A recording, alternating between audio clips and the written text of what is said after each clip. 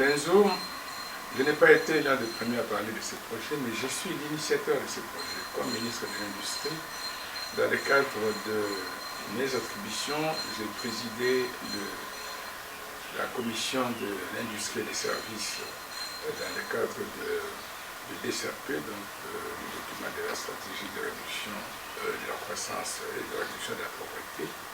Et un des problèmes que nous avions à résoudre pour attirer les investissements dans notre pays, c'est le problème du climat des affaires. Malheureusement, le climat des affaires dans notre pays a toujours été un problème. Et quand vous voyez les classements Doing Business qui classent les pays en fonction de la qualité de leur climat des affaires, notre pays a toujours été parmi les derniers dans le peloton de queue. Et pour contourner ces difficultés, à l'occasion d'une réunion du groupe consultatif de la Banque mondiale sur la RDC tenue à Paris en 2008, j'ai discuté avec un directeur de la Banque mondiale qui était chargé comment de ce domaine, le développement de zones économiques spéciales, et nous avons convenu de lancer la création d'une zone économique spéciale en RDC. À l'époque, les gens parlaient beaucoup des zones franches. On a souvent parlé des zones franches. Il y a eu la ZOFI dans ce pays. J'ai salué la mémoire de mon aîné Bernard Kizonzi qui a eu à piloter ce projet-là. Et jusqu'à aujourd'hui, je crois qu'il y a beaucoup de gens qui font encore des confusions entre la zone économique spéciale et la zone franche. La zone économique spéciale, c'est d'abord un environnement infrastructurel aménagé avec des facilités d'installation des entreprises. Dans cet espace-là, vous arrivez, vous trouvez déjà l'électricité, vous trouvez l'eau, vous trouvez les infrastructures déjà viabilisées, il y a les canalisations, il y a les sites avec les facilités comme sous forme de guichets uniques pour faciliter la création d'entreprises, faciliter le paiement des impôts, le paiement des droits des douanes et toutes les autres formalités nécessaires à la création et au développement des entreprises. Et donc, j'ai fait approuver ce dossier au niveau du gouvernement et nous avons signé un accord avec la Banque mondiale qui avait accepté de financer ce programme du point de vue de la facilitation. J'ai eu à visiter d'autres pays où fonctionnent des zones économiques spéciales, comme les Émirats arabes unis. Il y a une grande zone économique spéciale à Ras Al Khaimah. Vous avez vu des investisseurs des Émirats qui sont venus ici, notamment ceux qui ont commencé à construire l'immeuble du côté de l'immeuble de la CENI, là-bas, qui devait construire un immeuble aussi ici du côté de la télé de la Gambie. Bon, vous savez, toujours en rapport avec ces problèmes de tracasserie, de climat des affaires, il y a des choses qui n'ont pas démarché. Mais nous avons été au Bangladesh voir aussi la zone économique spéciale qui fonctionne chez eux. C'est une infrastructure qui permet donc d'attirer les investisseurs en leur facilitant l'installation, l'accès à l'eau, l'accès à l'électricité, un guichet unique pour leur faciliter toutes les formalités et le paiement des taxes éventuelles auxquelles ils ont droit. Et le gouvernement a eu aussi à leur accorder certains allégements par rapport à des taxes et des redevances.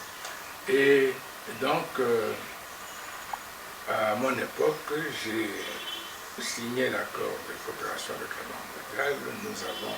J'ai piloté des études de faisabilité, les études ont été faites. On a identifié les terrains, on a fait des analyses des sites, et après moi, le travail a continué et la réalisation, l'aboutissement donc des premiers investisseurs ou des premiers aménageurs qui ont été recrutés avec les premiers investissements se sont réalisés sous la conduite de mes successeurs, le ministre Julien Paluku, que je salue parce qu'il a eu j'ai eu l'honneur d'être invité à l'occasion du lancement des travaux d'aménagement et de la clôture du site de Maluku. Et dans la soirée qui a suivi ce lancement, le ministre Paluku m'a présenté à l'occasion de cette réception-là à tous les invités qui étaient là, les opérateurs, investisseurs et autres officiels, comme étant l'initiateur de ce projet que lui a pu poursuivre et avoir un début de réalisation. Donc, je les salue, donc cette correction de sa part. Et le collaborateur que j'avais nommé à ce projet, Guy Bolanda, est toujours là. Il a une bonne maîtrise de ce projet. Et je suis heureux que les différents successeurs ont eu aussi la correction de maintenir quelqu'un qui avait déjà la maîtrise du projet, parce que ce qui souvent conduit à des perturbations dans la réalisation des projets dans notre pays, c'est l'instabilité, pas des compétences. Quand quelqu'un est compétent, et moi, sous l'école de Kengo, j'ai toujours travaillé avec les gens sur base de leurs compétences, pas seulement sur les affinités. Voilà, ni de ma famille, ni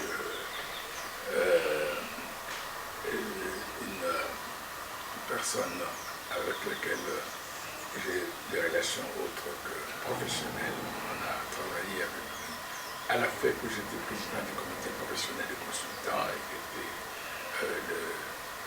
le secrétaire de mon comité professionnel. J'ai découvert ses capacités et je suis heureux aujourd'hui qu'il conduise à bon port ce projet, et je souhaite que ce projet puisse aller loin, attirer des investisseurs de référence. Bon, il y a déjà une grande société comme PepsiCo qui est arrivée.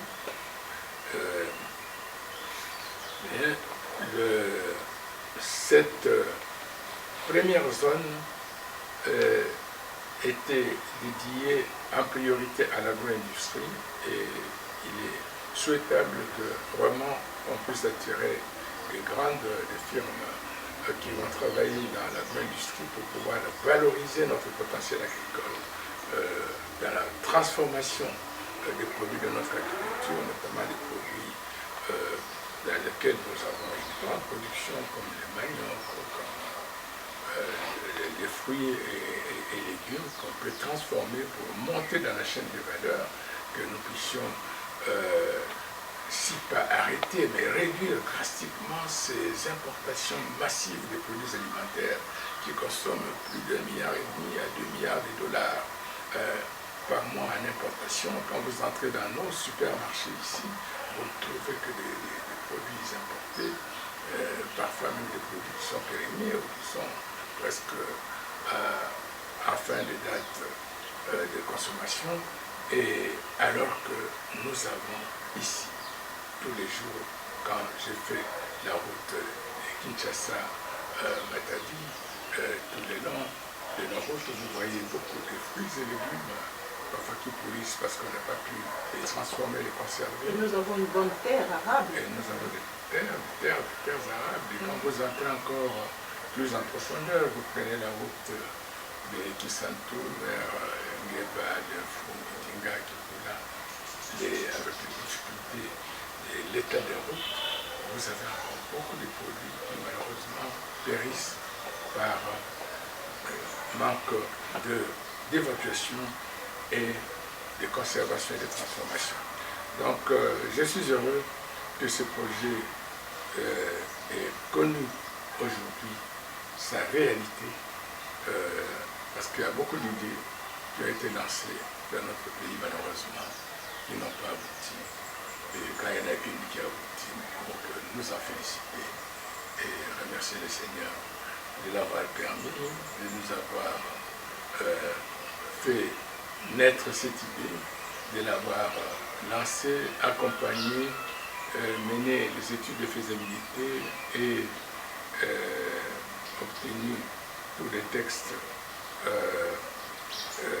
légaux et réglementaires nécessaires à la mise en œuvre de ce projet. Et aujourd'hui, avec tous ceux qui m'ont succédé à la tête de ce ministère, nous avons la réalité